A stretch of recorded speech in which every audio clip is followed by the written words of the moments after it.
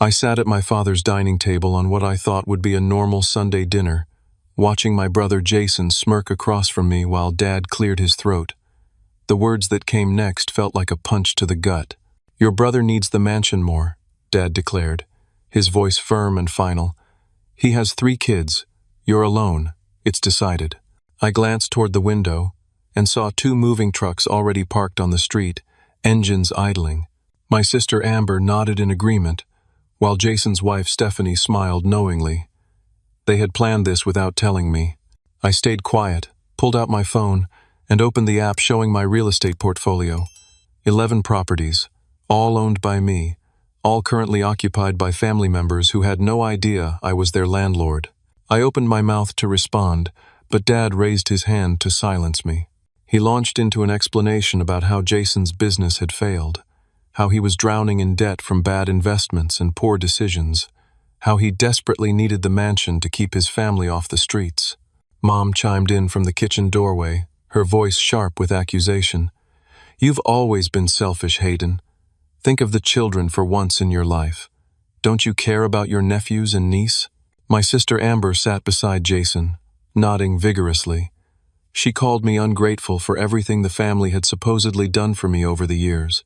I tried to cut in, to explain that I had bought the mansion myself 5 years ago with money I earned from my tech consulting business. I was 27 when I purchased it, paid every mortgage payment myself, maintained it, lived in it occasionally as an investment property. But Dad waved off my protests like they were meaningless. "We're family," he said, leaning back in his chair with an expression of absolute certainty. "What's yours is ours. That's how it works. You'll understand someday when you have a family of your own." I stood up from the table, my napkin falling to the floor. This was insane. The mansion was worth $2.3 million. It had 7 bedrooms, an Olympic-sized pool, a home theater, a wine cellar I had stocked myself. I had worked 80-hour weeks for years to afford it. And now they were just taking it? Jason finally spoke, his voice oily with false concern. "Hayden, don't make this harder than it needs to be." He reached into a briefcase beside his chair and pulled out a stack of papers. "We already have the paperwork done." His smile widened as he slid the documents across the table toward me. I picked them up, my hands starting to shake. It was a quitclaim deed. My signature was at the bottom, transferring all ownership of the mansion to Jason Cooper. Except I had never signed this document. I had never even seen it before this moment. "I never signed this," I said, holding it up. "This is fraud." Jason's lawyer friend Brian, who I now noticed sitting in the corner of the dining room, stepped forward. "The signature looks pretty authentic to me, Hayden. And it's already been filed with the county recorder's office. 3 days ago, actually. Legally speaking, your brother owns the mansion now." My vision tunneled. They had planned this meticulously. Jason must have practiced forging my signature, probably stole a document from my home office during one of the family gatherings I had hosted. The deed had already been filed, which meant on paper, according to county records, Jason was the legal owner of my property. "You can't do this," I said, my voice rising. "This is forgery. This is theft. I'll take you to court. I'll have you arrested." Dad laughed, actually laughed. "You're going to sue your own family? Over a house? That's low, even for you, Hayden." He shook his head in disgust. "I raised you better than this." The entire family turned on me then. Amber brought up how I had never helped with Dad's hardware store business when I was younger, how I had abandoned the family to pursue my career in the city, how I never came to family events anymore. Jason's wife Stephanie started crying, dabbing at her eyes with a tissue she pulled from her purse. She talked about their children potentially being homeless, about how they had nowhere else to go, about how I was being cruel and heartless. Mom guilt tripped me about all the sacrifices they had supposedly made for me growing up. Never mind that I had put myself through college with scholarships and 3 part-time jobs. Never mind that I had built my consulting business from absolutely nothing, working out of a studio apartment for the first 2 years. Jason revealed more of his plan. He was $470,000 in debt from gambling at the Riverside Casino. He had maxed out every credit card, taken out personal loans he couldn't repay, borrowed from dangerous people. His plan was to take out a home equity loan against my mansion, use the money to pay off his debts, and start fresh. Dad endorsed this plan completely, nodding along like it made perfect sense. "You can afford another house, Hayden," Dad said. "Your brother can't. This is about family taking care of family." They began discussing how to redecorate. Stephanie wanted to repaint my home office for the children, turn it into a playroom. Jason talked about replacing the furniture, getting rid of my belongings, making it truly theirs. Amber suggested they host the next Thanksgiving there, make new memories in the beautiful space. I made a decision in that moment. I stood up calmly, tucked my phone back into my pocket, and looked at each of them in turn. "You've all made a terrible mistake," I said quietly. The family laughed. Jason actually slapped the table. "What are you going to do, Hayden? You've got nothing. The house is mine. Deal with it." I walked out of that dining room, got into my car, and sat in the driver's seat for a moment. Then I pulled out my phone and opened my email. I sent 11 emails in rapid succession, each one to a different property management company I worked with across the city. Each email contained the same instruction in the subject line and body. Initiate eviction proceedings immediately. 30-day notice, as required by state law. No exceptions. Send documentation to all tenants at the following addresses. I attached the list of 11 properties. Dad's 4-bedroom colonial where we had just eaten dinner. Jason's current rental, a 3-bedroom townhouse across town. Amber's apartment in the Arts District.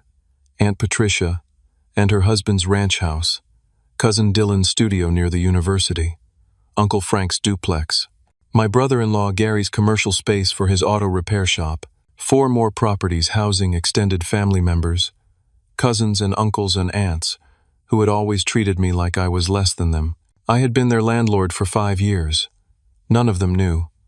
I had kept the rents low, been lenient about late payments, fixed things quickly when they broke. I had operated through property management companies, never putting my own name on the communications. It was a courtesy, a way of helping family without making them feel like charity cases. That courtesy ended tonight. I drove away from Dad's house, not to the mansion they were planning to steal, but to my actual residence, a penthouse downtown they didn't know existed. The mansion had been an investment property, a place I occasionally stayed but never truly lived. My real home was a modern penthouse with floor-to-ceiling windows overlooking the city, and my family had no idea it existed. I parked in my private garage, rode the elevator up to the 23rd floor, and walked into my apartment. I poured myself a drink and stood at the window, looking out at the city lights. Tomorrow morning, 11 eviction notices would arrive at 11 different addresses, and my family would finally understand exactly who they had been dealing with. The next morning arrived faster than I expected. My phone started ringing at 6:30, call after call that I let go to voicemail. I was sitting at my kitchen counter, drinking coffee, and reading the news on my tablet when the messages started flooding in. Angry texts from Dad, panicked calls from Amber, confused voicemails from Uncle Frank asking what was happening. By 9 o'clock, all 11 eviction notices had been delivered. I knew because I had requested delivery confirmation from each property management company. The notices were formal, legal, and completely airtight. Each one gave exactly 30 days to vacate the premises or face legal eviction proceedings. Each one was signed by the property owner, which the documents listed as various LLCs I had set up years ago: Cooper Holdings LLC, Summit Properties LLC, Riverside Real Estate Trust. Dad was the first to figure it out. He had connections at City Hall from his years running the hardware store, knew people in the clerk's office who could pull property records. By 10 o'clock, he had traced every single LLC back to me. Every property had me listed as the registered agent. Every piece of paperwork led back to Hayden Cooper. The phone calls intensified.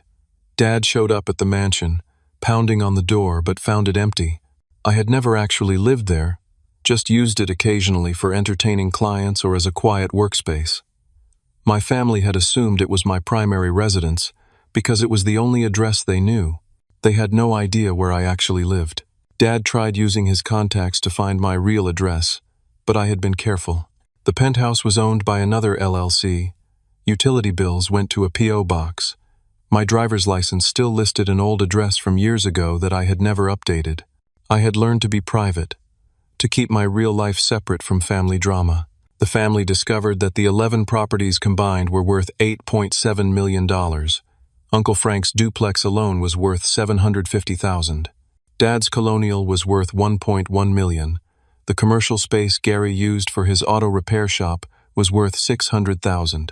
They had been living in my properties, building their lives in buildings I owned, never once suspecting the truth. I let them stew for 3 days. My phone rang constantly, but I never answered. Then, on Thursday afternoon, I received a notification that made my blood run cold.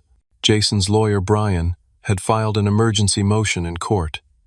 I opened the attached documents and read through them with growing disbelief.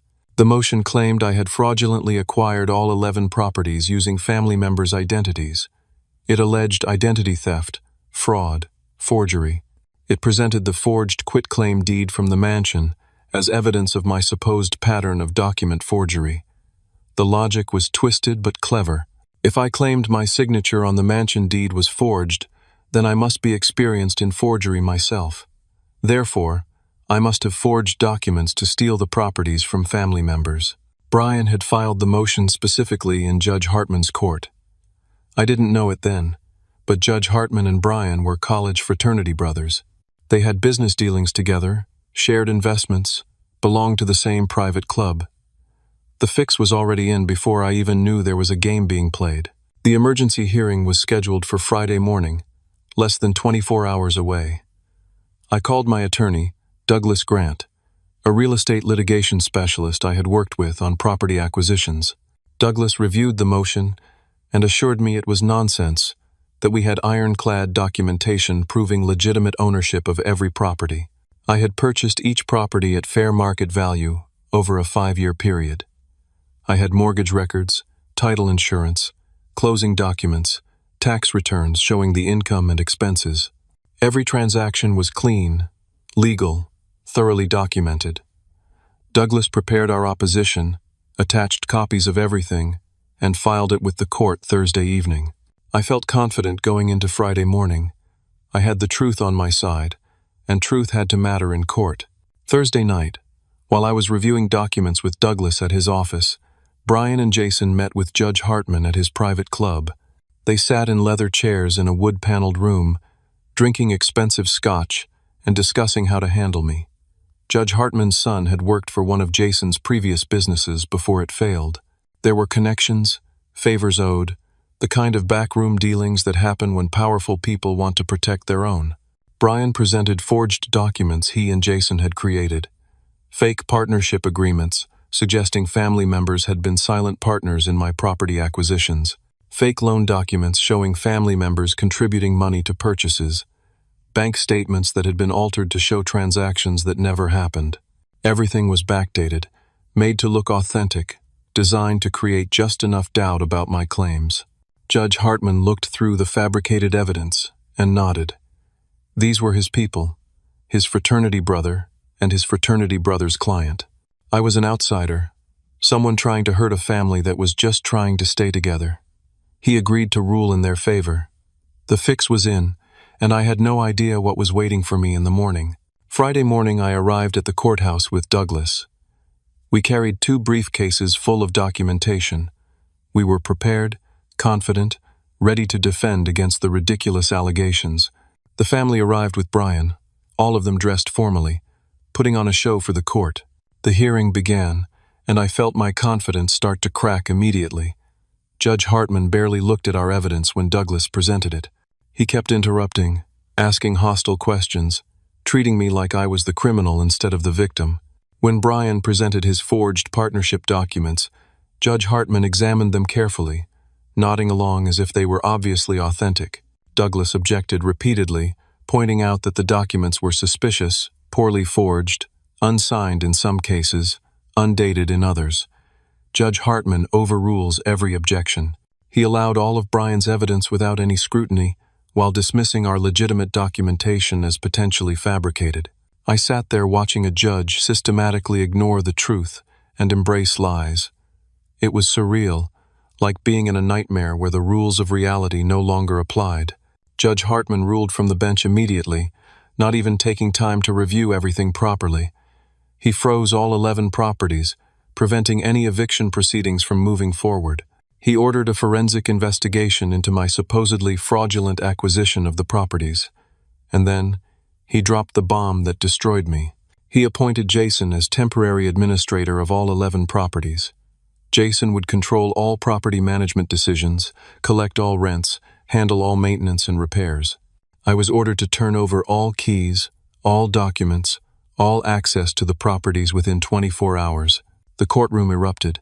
My family cheered like they had won the lottery. They hugged Jason, congratulated him, celebrated their victory over me.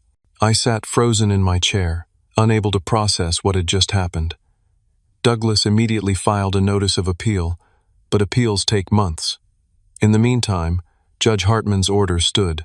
I had just lost control of my entire real estate portfolio in a single court hearing based on obvious lies. Outside the courthouse, Dad gloated.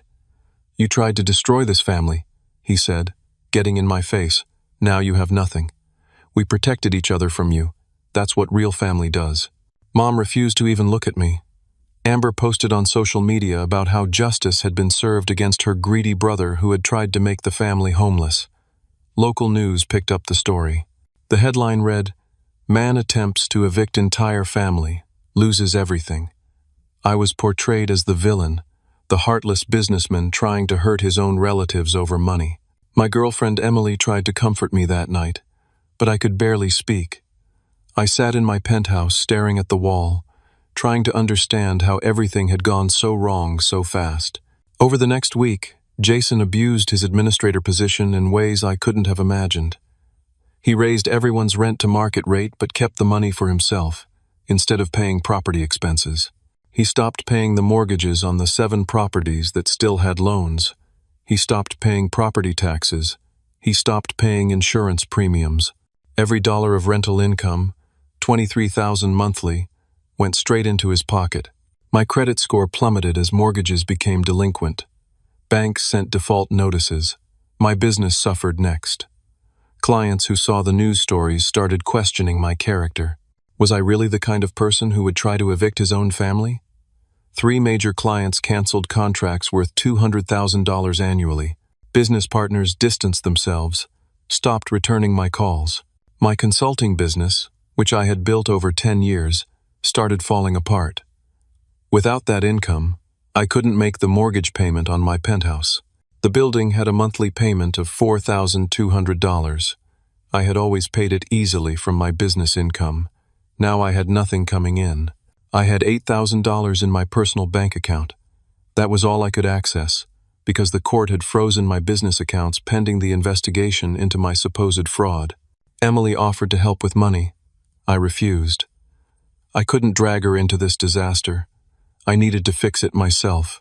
Meanwhile, Jason met with a shady real estate investor named Marcus Vaughn. They made a deal over drinks at an expensive restaurant. Marcus would buy the properties from Jason at 60% of market value.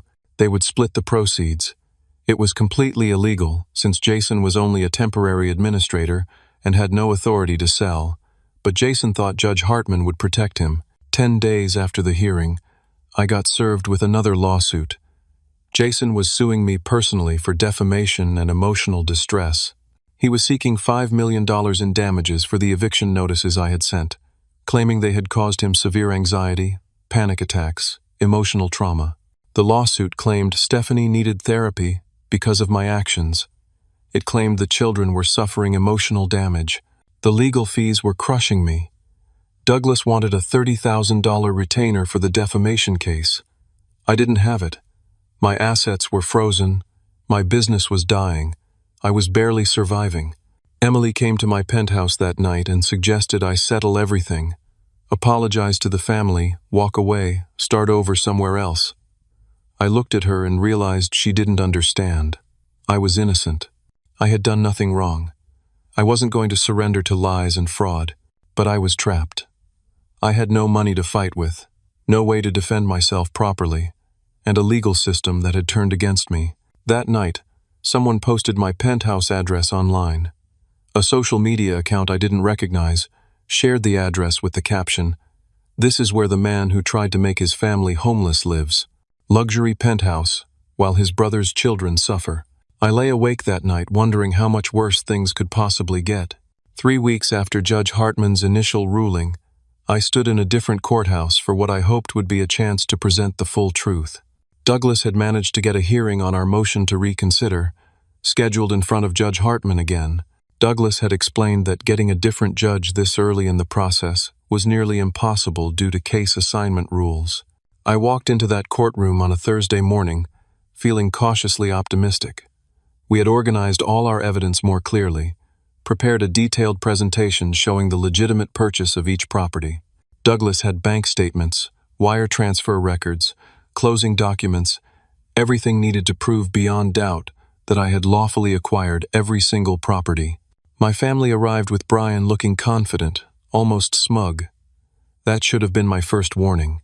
Judge Hartman called the hearing to order, and I noticed immediately that his demeanor toward me was even more hostile than before. When Douglas stood to present our evidence, Judge Hartman kept interrupting with questions that seemed designed to confuse rather than clarify. Then Brian stood to present what he called new evidence. He pulled out documents that I had never seen before, partnership agreements that supposedly showed family members as co-investors in my property acquisitions. The documents had signatures, dates, notary stamps. They looked official. Douglas objected immediately, pointing out that we had never been provided these documents during discovery, that they appeared to be recently created, that the paper stock looked wrong for documents allegedly created 5 years ago. Judge Hartman overruled every objection. Brian presented bank statements that seemed to show transfers from family members to my accounts around the times I purchased properties. I knew they were fabricated because those transfers never happened, but they looked convincing enough to create doubt. What happened next felt like watching a car crash in slow motion.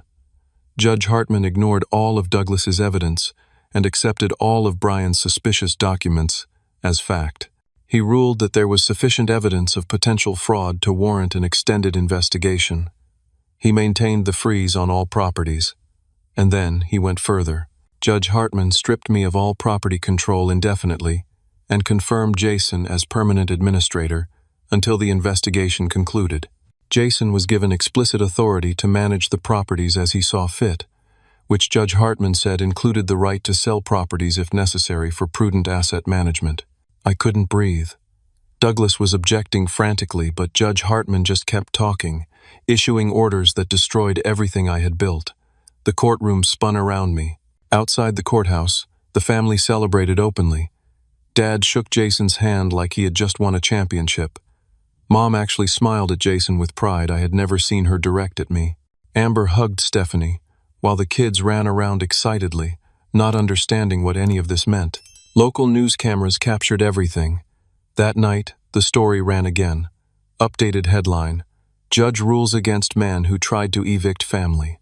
The reporter described me as someone who had attempted to fraudulently claim ownership of family properties.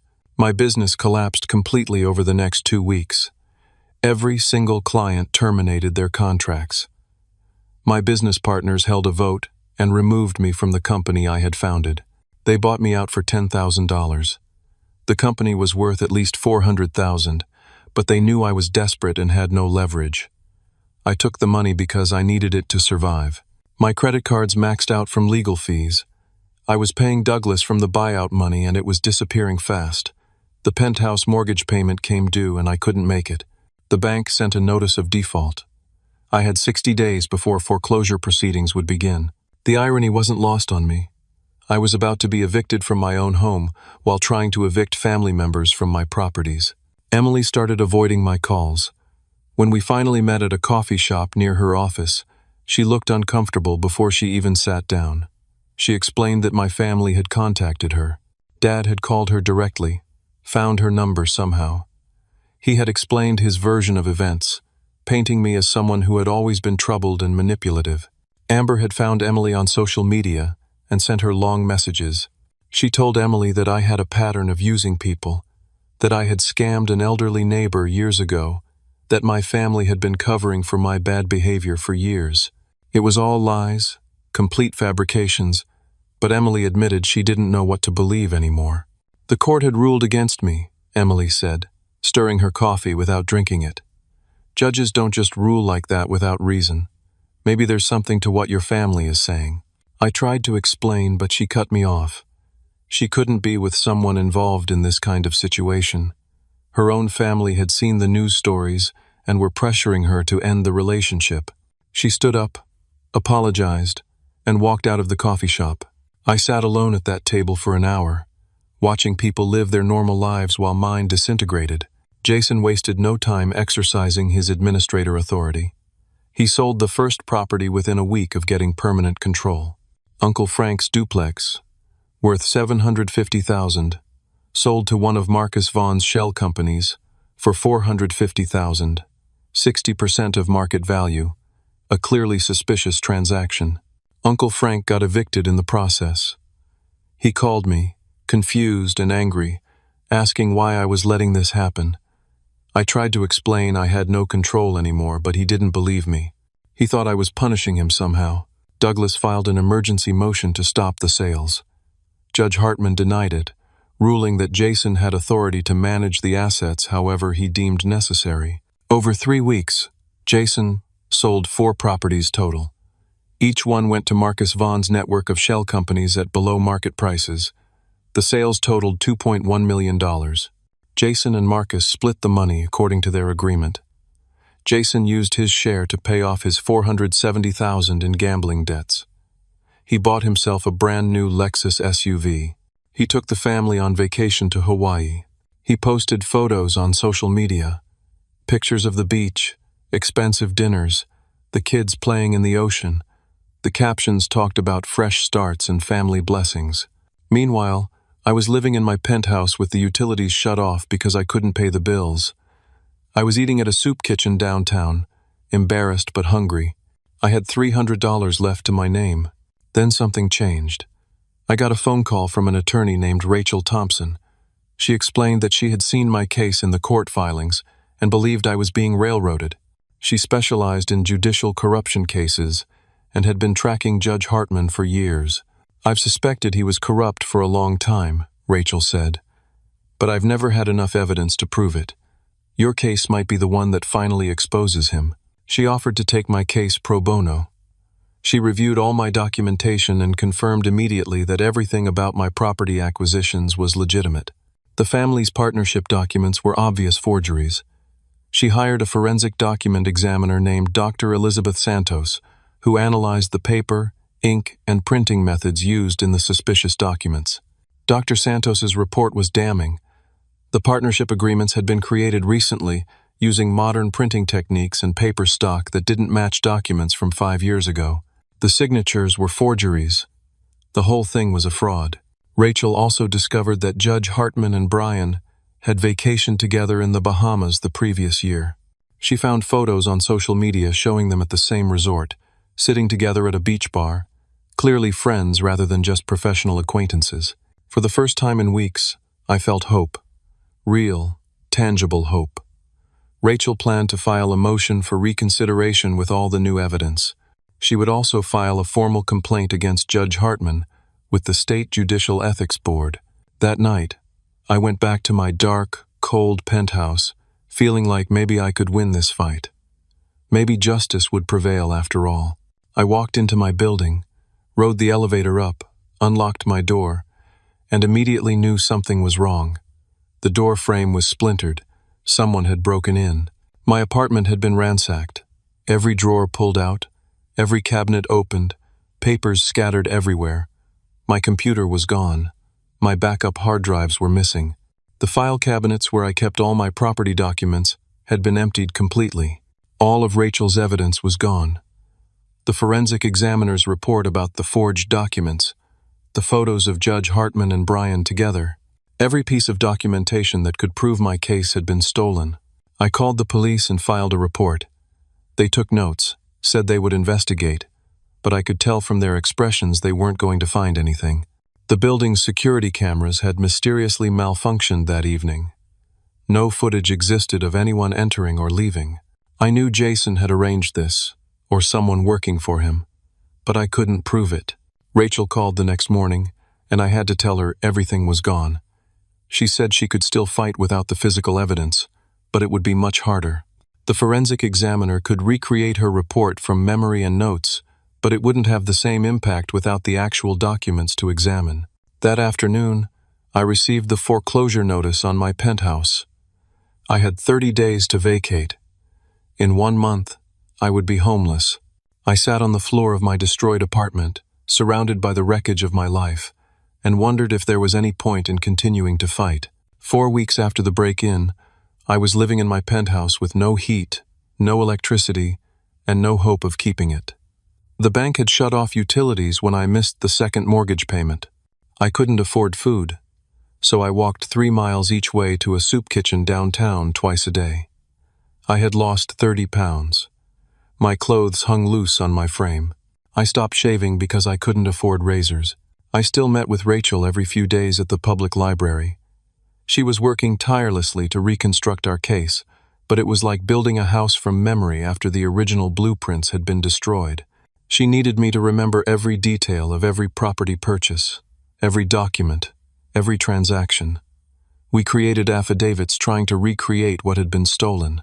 My consulting business was completely dead. The partners had officially dissolved the company I founded. Clients had moved on to competitors. My professional reputation was destroyed. Every Google search of my name brought up articles about the failed eviction attempt, the court ruling against me, the implication that I had tried to defraud my own family. My business credit cards were maxed out from legal fees I had paid before everything collapsed. Personal credit cards were maxed trying to keep myself fed and housed. I was down to my last $100 in cash. One night, I saw Jason's new Lexus SUV parked outside a downtown bar. Something inside me snapped. I had been walking past, on my way back to my cold penthouse after another meal at the soup kitchen, and seeing that luxury vehicle purchased with money stolen from me was too much. I went into the bar and found Jason at a table with friends, drinking expensive scotch, laughing about something. When he saw me, his expression shifted to something like amusement mixed with contempt. I confronted him in the parking lot as he was leaving. I demanded to know why he was doing this. We had been brothers once. We had grown up together, shared rooms, played together as kids. What had I done to deserve this level of betrayal? Jason actually laughed. "You always thought you were better than us, Hayden. Walking around with your college degree, your successful business, your expensive house. Dad was right. You needed to be brought down to our level. Needed to understand what it's like to struggle." The words hit me harder than any physical blow could have. This wasn't about money or property. This was about jealousy and resentment that had festered for years while I was blind to it. I pushed Jason away from me, just wanting him out of my space. He stumbled backward, but caught himself, didn't fall. I turned and walked away. Behind me, I heard Jason call out something about me making a big mistake. 2 days later, police knocked on my penthouse door hours before my scheduled eviction. They had a warrant for my arrest. Assault and battery charges filed by Jason Cooper. The officer showed me the police report. Jason claimed I had attacked him viciously in the bar parking lot, beating him until bystanders pulled me off. He had gone to the hospital with injuries.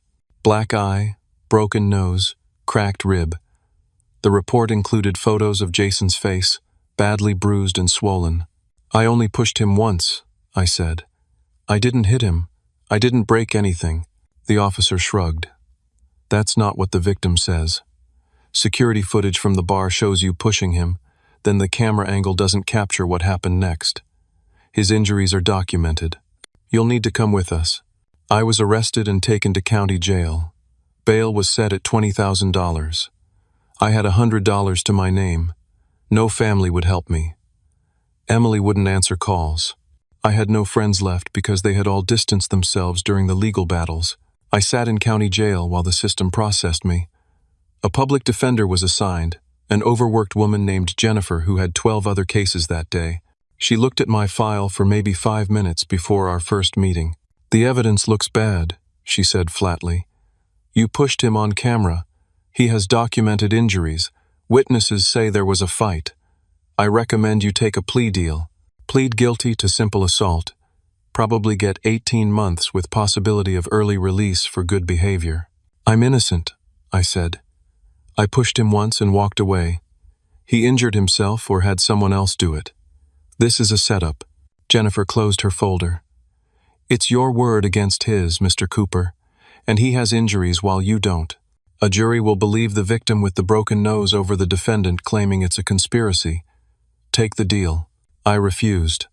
I wasn't going to plead guilty to something I didn't do, not after everything else.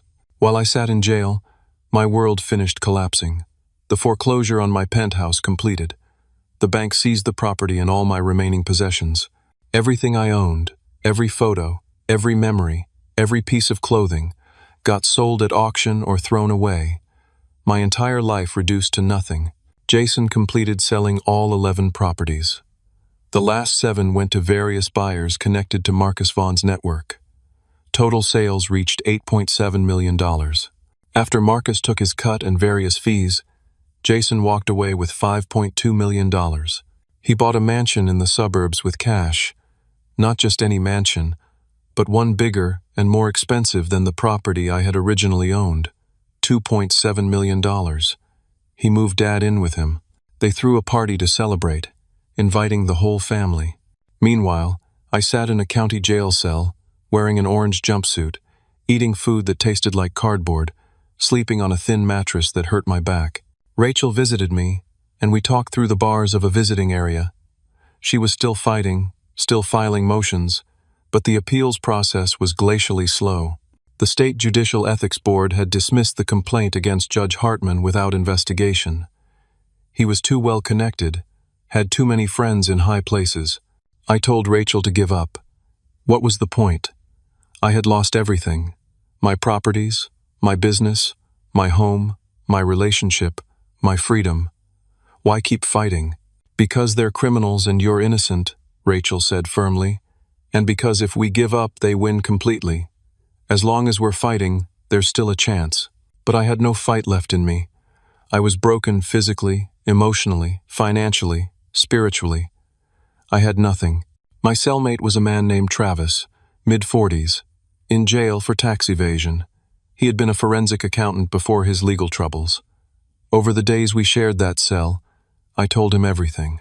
The properties, the forgery, the corrupt judge, the illegal sales, all of it. Travis listened carefully, asked detailed questions, took mental notes. One night, lying on our bunks in the dark, he said something that changed everything. Your brother is an idiot, Travis said. When he sold those properties as court-appointed administrator, he had to sign documents. Closing papers, transfer documents, all filed with the county recorder. Those signatures are public record. I didn't understand at first, Travis explained. If your brother forged your signature on that original quitclaim deed, his real signature is now on file from all those property sales. Get a handwriting expert to compare his legitimate signatures from the sales to the forged signature on your deed. If he practiced forging your signature, he probably couldn't completely eliminate his own handwriting patterns. There will be tells, habits, unconscious elements of his own signature showing up in the forgery.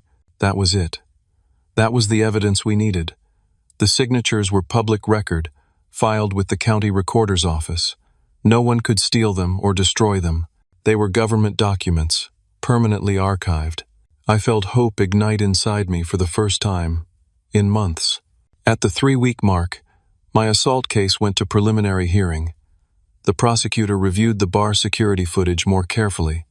It showed me pushing Jason once, then immediately walking away. Jason was visible in the frame for several seconds after I left, standing upright, uninjured. The prosecutor called me into an interview room. The victim's injuries don't match the video evidence, he said. One push doesn't cause a broken nose and cracked rib. I think Mr. Cooper injured himself after you left to strengthen his case. I'm dropping the charges. I was released that afternoon. I walked out of county jail with no home to go to, no money, no phone because I couldn't pay the bill, and only the clothes on my back that I had been wearing when arrested 3 weeks earlier.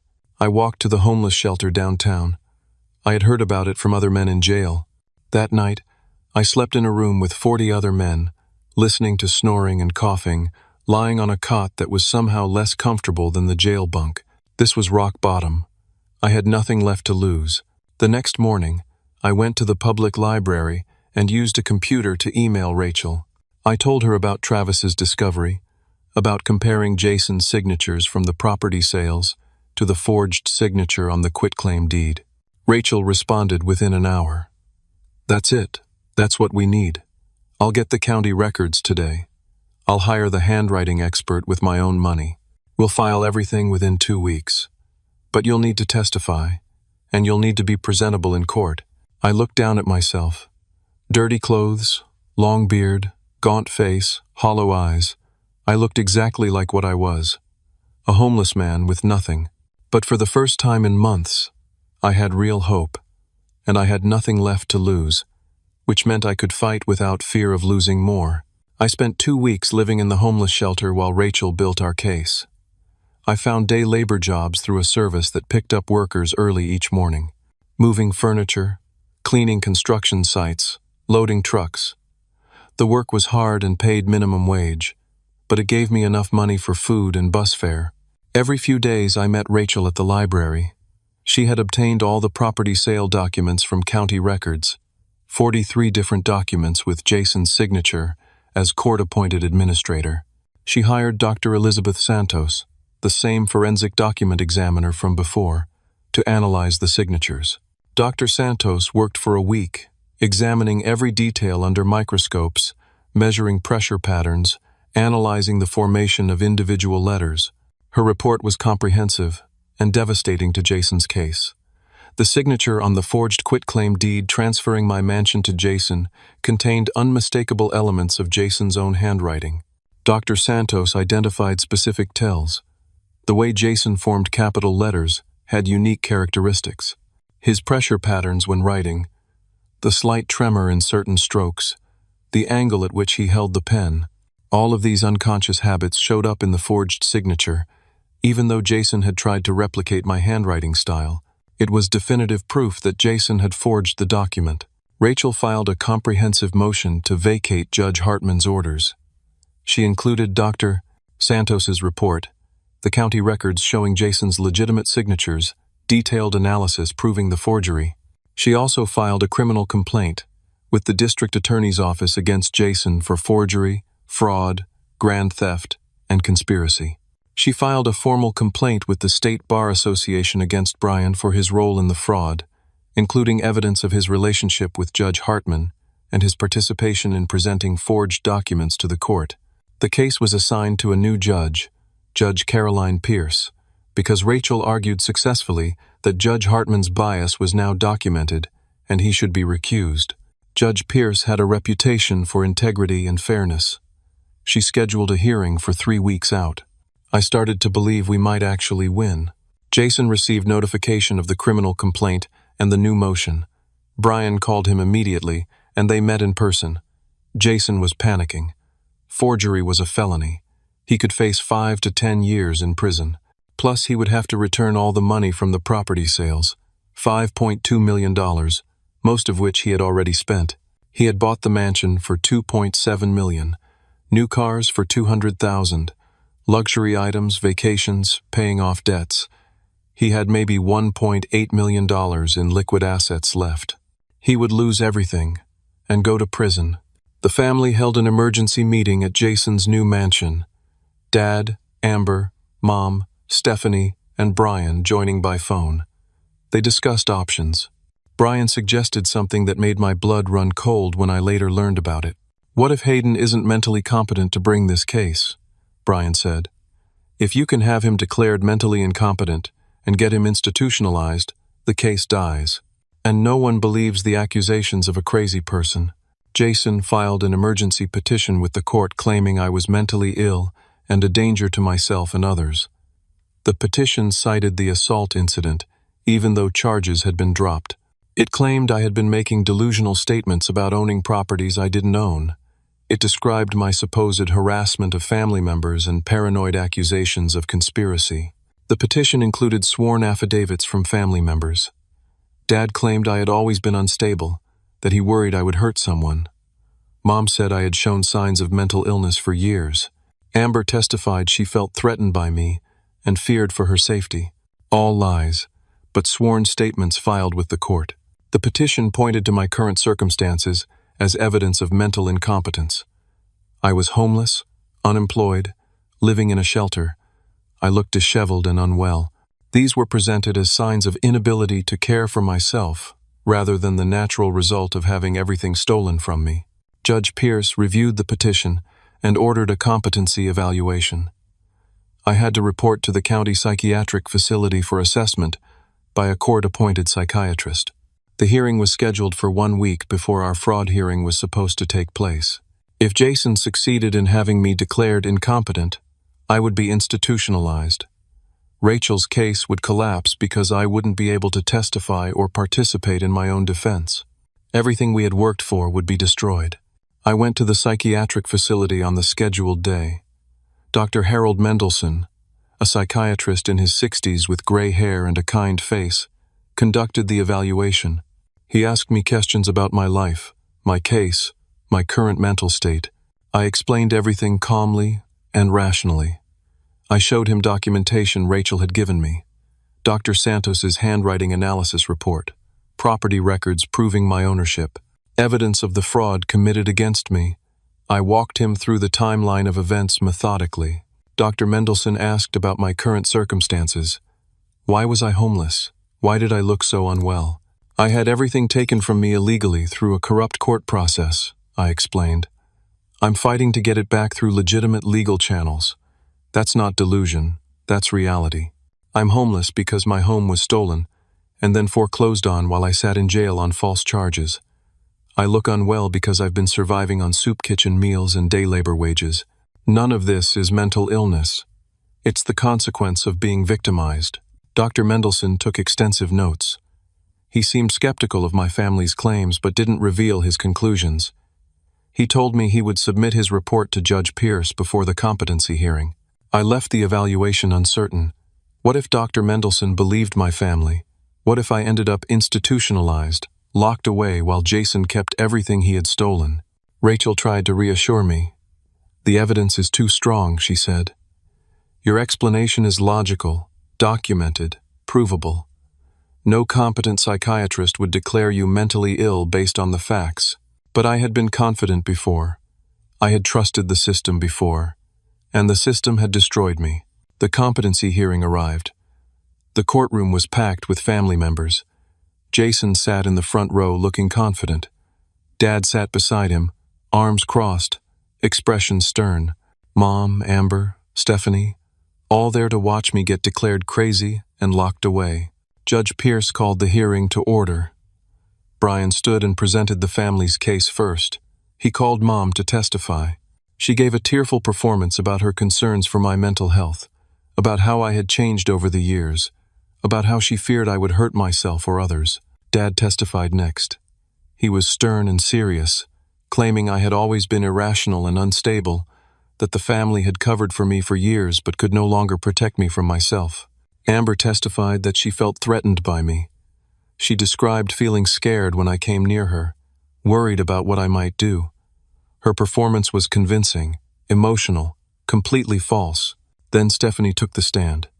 She testified that I had shown up at their house at midnight, banging on the door and screaming incoherently about conspiracies. She claimed she called the police because I was so out of control. It never happened. None of it. But she delivered the lies with conviction. Rachel objected repeatedly. Judge Pierce allowed the testimony but looked increasingly skeptical. Her expression suggested she wasn't buying what she was hearing. Dr. Mendelson testified next. He read from his report. The subject shows no signs of mental illness, delusion, or incompetence. The subject's claims are supported by substantial documentation which I have reviewed. The subject's current circumstances appear to be the result of external actions by others rather than internal mental dysfunction. The family members' statements appear inconsistent with observed facts and documented evidence. In my professional opinion, this petition may constitute abuse of the legal system and the mental health evaluation process. I recommend the subject be found competent and the petition be dismissed. Brian tried to discredit Dr. Mendelson, questioning his expertise and experience. Judge Pierce shut him down firmly. As the hearing seemed to be concluding in my favor, a man stood up in the back of the courtroom. "Your Honor, I have information relevant to this case." Everyone turned to look. It was Marcus Vaughn, the shady real estate investor who had bought my properties from Jason. Judge Pierce asked who he was. Marcus identified himself and explained he was facing federal charges for unrelated real estate fraud. His attorney had advised him that cooperation in other cases could help reduce his sentence. "I'm here to tell the truth about Jason Cooper and his fraud," Marcus said. "I have documentation of everything." The courtroom erupted. Judge Pierce called for order. Marcus's attorney stood and confirmed they were offering evidence and testimony in exchange for consideration in Marcus's federal case. Marcus handed Judge Pierce a folder 3 inches thick. Inside were emails between him and Jason explicitly discussing the fraud. Text messages where Jason stated he was selling properties owned by his idiot brother. Wire transfer records showing money being split between them. Property sales documents proving the conspiracy. Everything was there. Proof of the entire scheme laid out in Jason's own words. Judge Pierce spent 10 minutes reviewing the documents while the courtroom sat in silence. When she looked up, her expression was cold fury. She declared me competent and denied the family's petition entirely. She ordered Jason to remain in the courtroom. She called the bailiff and had Jason taken into custody immediately. She set bail at $500,000 for charges of fraud, forgery, grand theft, and conspiracy. She ordered an investigation into Dad's role in the scheme. She ordered an investigation into Brian's ethical violations and potential disbarment. She ordered a full review of Judge Hartman's conduct in the original case. The family sat in shock. Dad tried to leave, but Judge Pierce ordered him to stay, warning that he could be next. Mom started crying. Amber looked terrified. I stood in that courtroom, vindicated but hollow. I had won this battle. The truth was finally exposed, but I was still homeless. My properties had been sold to third parties. The money was mostly gone. I had nothing to return to. I had won, but I wasn't sure what I had actually won. The weeks following the competency hearing moved with startling speed. Jason was held without bail after additional evidence of his crimes emerged during the initial investigation. The district attorney charged him with 15 felonies, including multiple counts of forgery, fraud, grand theft, conspiracy, and money laundering. Brian cooperated with prosecutors immediately to save his own career. He provided detailed testimony about Judge Hartman's involvement, about the forged documents, about the planned conspiracy. The State Bar Association opened formal disbarment proceedings against him, but his cooperation bought him a reduced punishment instead of complete disbarment. The FBI opened an investigation into Judge Hartman for corruption, bribery, and obstruction of justice. Within 2 weeks, Judge Hartman resigned from the bench. 1 month later, he was indicted on federal charges. His career was over, his reputation destroyed, his freedom in jeopardy. Dad was charged as a co-conspirator. Prosecutors offered him a deal: plead guilty to reduced charges, testify against Jason, pay restitution, and receive probation with house arrest instead of prison time. Dad took the deal. He pleaded guilty and received 3 years probation with the first year under house arrest. He was also ordered to pay $50,000 in restitution to me. Mom filed for divorce within days of Dad's guilty plea. She claimed she didn't know about the conspiracy, that Dad had manipulated her too. Whether that was true or just self-preservation, I didn't know and didn't care. Amber came to see me at the shelter one evening. I was sitting outside on a bench, enjoying the cool air before going in for the night. She sat beside me, not speaking at first. Finally, she said she was sorry. She admitted she had known about the plan to take the mansion, but claimed she didn't know about the forgery or the extent of Jason's crimes. She said she got caught up in family loyalty and made terrible choices. "I don't forgive you yet," I told her honestly. "Maybe someday, but not now. You watched me lose everything, and you celebrated."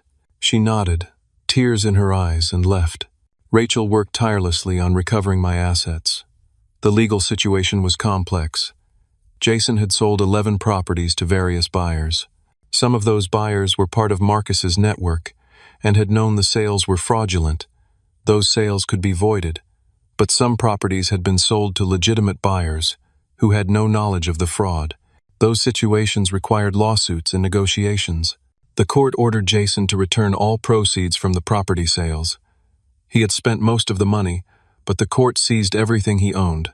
His new mansion, worth $2.7 million, was taken.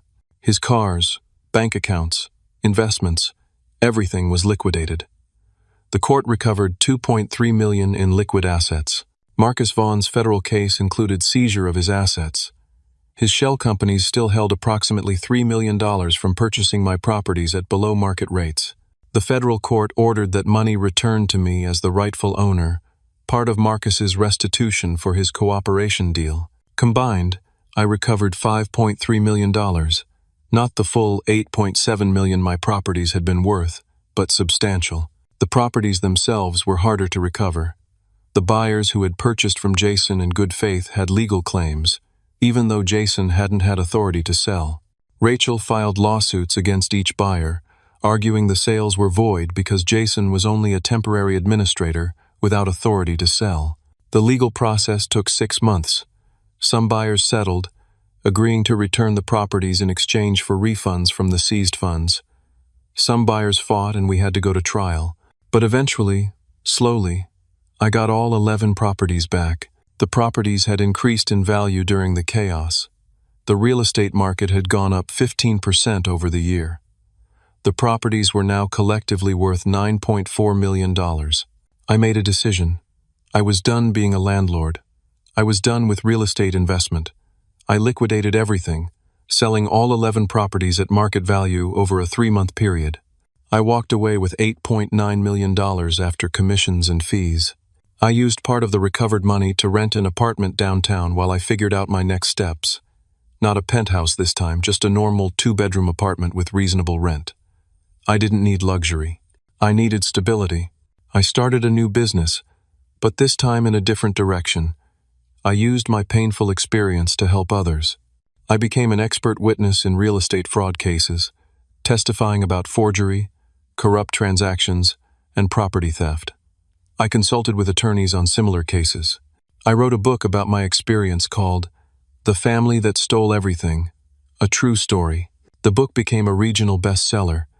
It brought in additional income, but more importantly, it helped others recognize signs of fraud and family manipulation. I received letters from people telling me my story had helped them protect themselves or escape similar situations. My business reputation slowly recovered.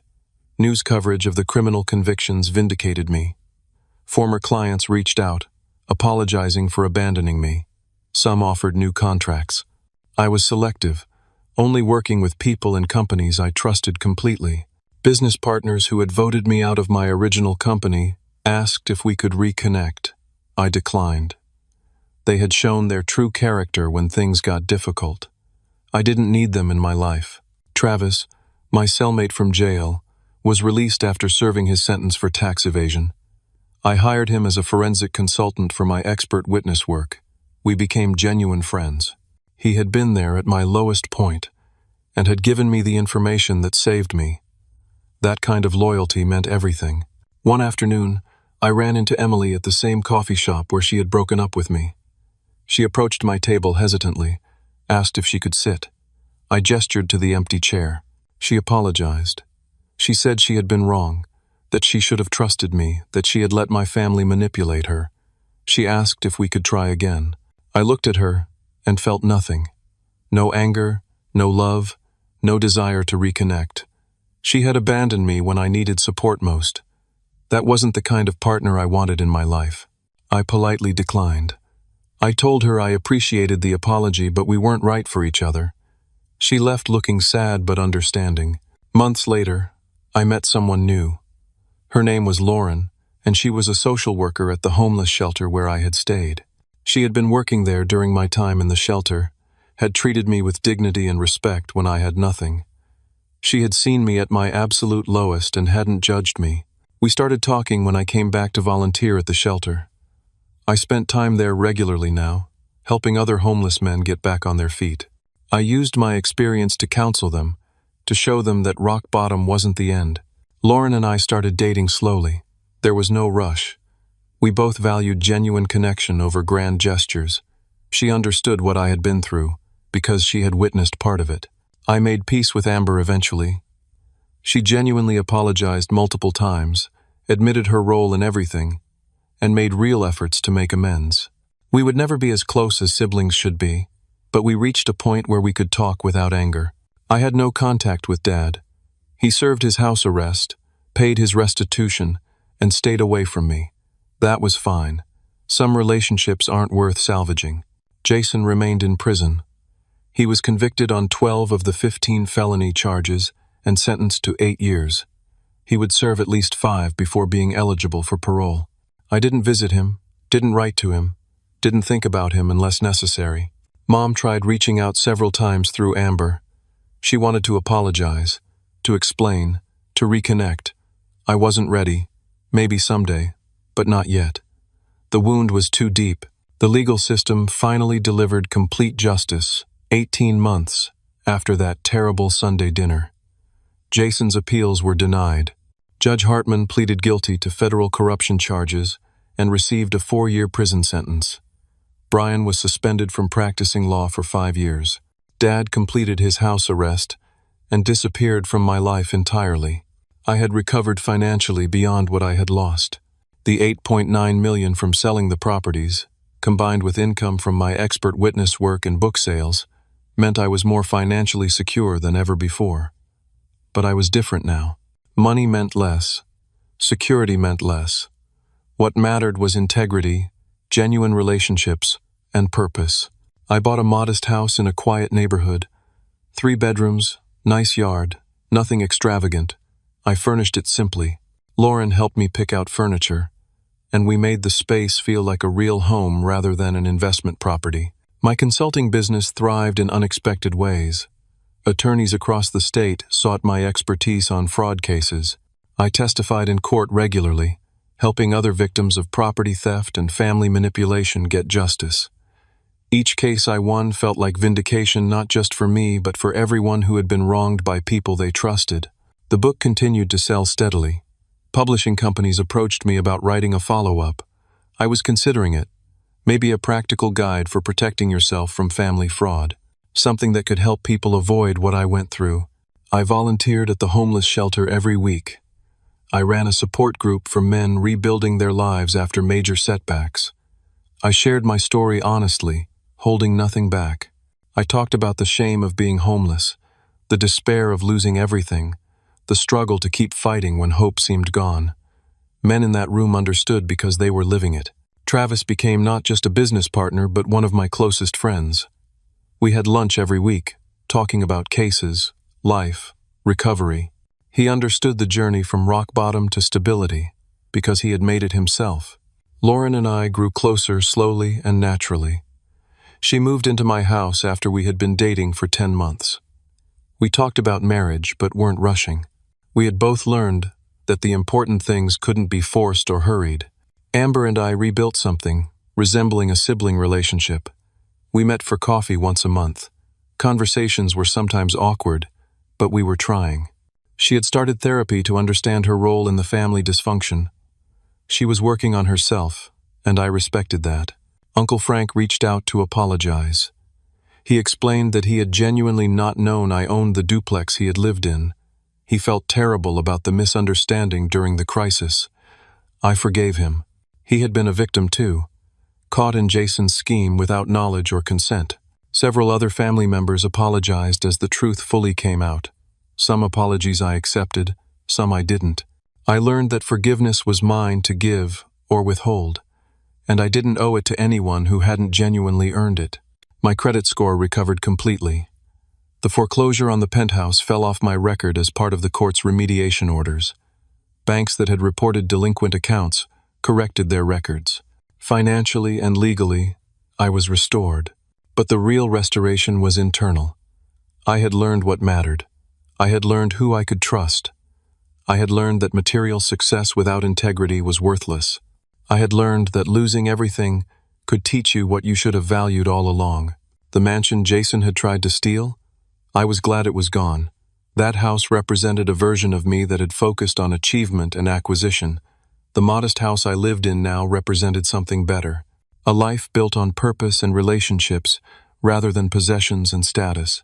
I thought about that Sunday dinner sometimes.